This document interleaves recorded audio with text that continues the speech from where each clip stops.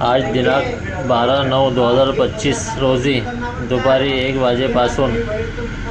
अतिक्रमण विभाग प्रमुख दबंग अधिकारी श्याम चौरे साहेब बडनेरा येथील पोलीस स्टेशन चौक ते जयहिंद चौक, जयस्तंभ चौक, सर्किट हाऊस रोड, शिवाजी महाराजांच्या पुतळ्यासमोर रस्त्यावर असलेली हातगाड्या, मोजणी काटे, कॅरेट व इतर साहित्य जप्तीमध्ये घेण्यात आले आहे।